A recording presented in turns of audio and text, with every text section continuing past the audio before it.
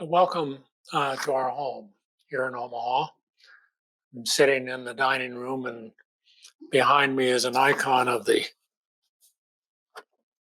Emmaus story, uh, which is going to be our topic this evening. This is a special presentation in the middle of the Easter week of getting ready for the third Sunday of Easter. On the third Sunday of Easter, the gospel will be taken from the Gospel of Luke and specifically the Emmaus story, the appearance of Christ, the risen Christ, to Cleopas and his companion on the road to Emmaus. This icon has had a long history with our family. The first time I saw it was shortly after I met my wife to be, Jane. She shared with me a magazine cover that was a full colored print of the Emmaus icon. It had been written recently for the new skeet by her brother Seraphim. Seraphim was part of the group that were the founders of the new skeet, and he was a self-taught iconographer of amazing skill. When my senior class, a couple of years later, pondered a gift to the seminary from which we were about to graduate, we decided to commission Seraphim to write the icon of Emmaus as a gift to the seminary. Since that time, it has been in the chapel at Berkeley Divinity School at Yale. It has also had a place in our home at our dining room table by means of a succession of icons of Emmaus written by my wife, Jane, based on our brother's prototype. They have found homes in various places as they have been replaced, one of which is in the parish hall at All Saints. And so we approach this third Sunday of Easter, whose gospel this year is that Emmaus story. Makes it a timely sort of moment to pause and give it a little special recognition to this story. In the upcoming video, first Thursday in May, I'll deal more extensively with resurrection stories that are the subject of my last chapter in my book on giving the word that we have been talking about and using for this series of videos. For now, let me limit my remarks to the simple difficulties of the Emmaus story. All resurrection appearance stories have unique sort of problems in trying to understand how they fit together and what they're really telling us. The Emmaus story in the Gospel of Luke is perhaps the most lengthy and most well mapped out narratives of all the appearance stories. It also has a great deal of theological weight because it makes two basic claims. One is it is the risen Christ that opens the scriptures, that allows the early church to see that the Messiah was indeed meant to suffer. And it also has to do with the Eucharist and transforms the foundation of the Eucharist from just simply a historical memory of a past event in the upper room to something that rests on the very foundation of the incarnation, its resurrection itself. And this is recognized in by making its punchline of that story. They recognized him in the breaking of the bread as an affirmation in the Eucharistic Prayer C of the American Book of Common Prayer. The other peculiarity of this appearance story is it is not associated with a well-known name. There's not a Peter or a John or a James or a Mary. The person identified as a Cleopas. Cleopas is otherwise unknown except from this story. So here we have a very weighty matter of a mirror narrative all connected with an unknown figure.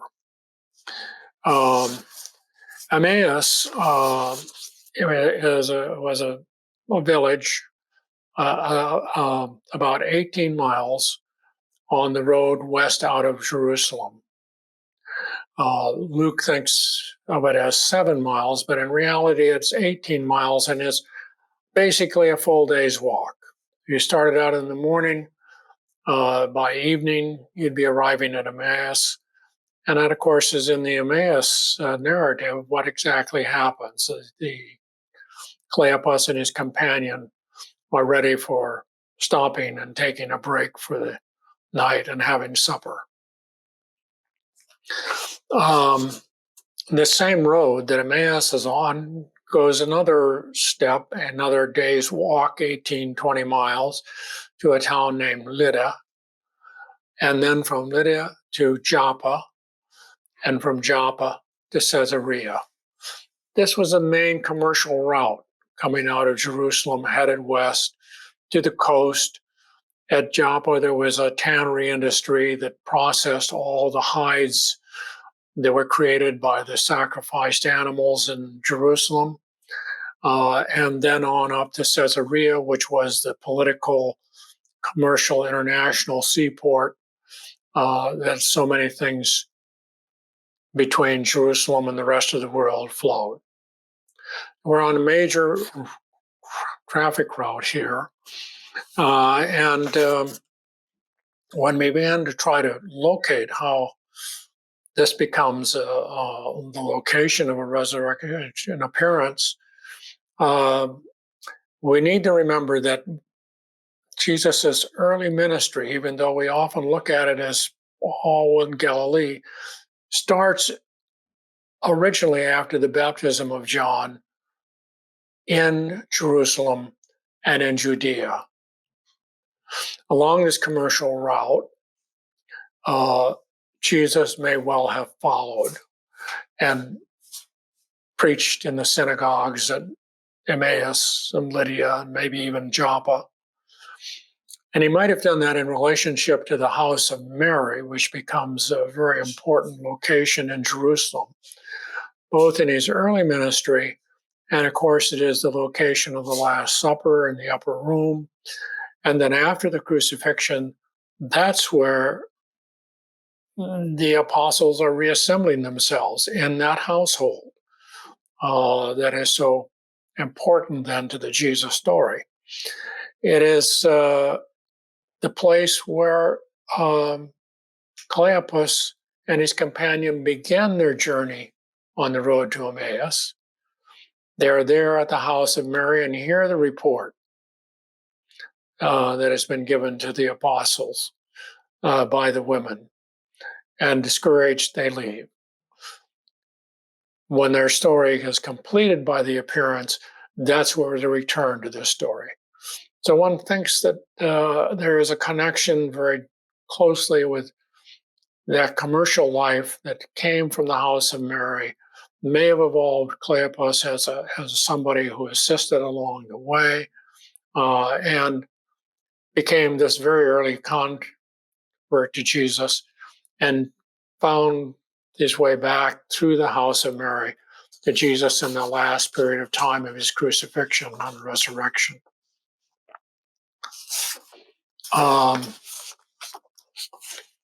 30 years after all of these events, Paul came back to visit Jerusalem, and with him comes Luke and a party of other notables from his mission in Greece to make a presentation in the house in Jerusalem to the Christian community there.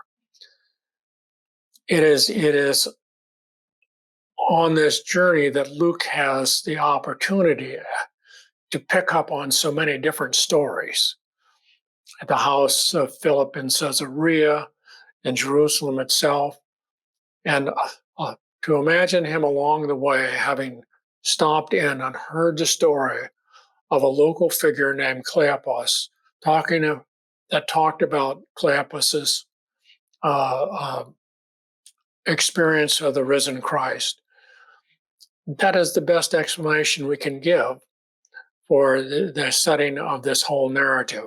With that, I would like to simply add another comment that's going to be important in dealing with the idea of resurrection, and that's the word intersection.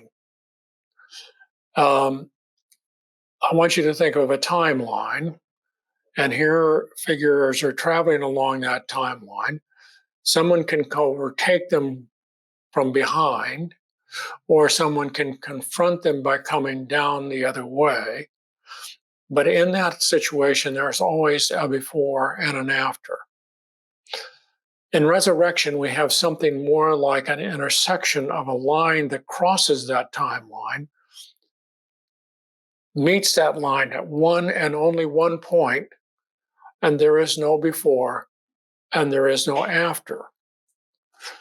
That's characteristic really of all the resurrection appearances. So now, with those remarks, we'll take a look at this poem that occurs on page 257.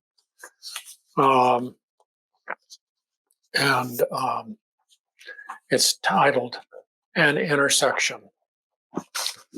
On the road of dejection came an intersection, not from before and not from behind, but from out of time.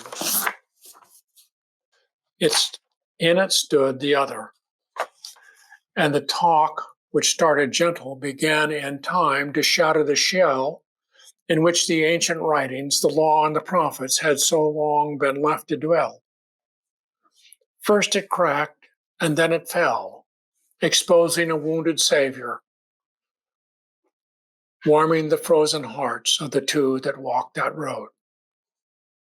And oh, how their hearts did burn, but their feet grew weary, and their bellies empty with the passing of day. Then they stopped for bread and invited the other in to be their companion.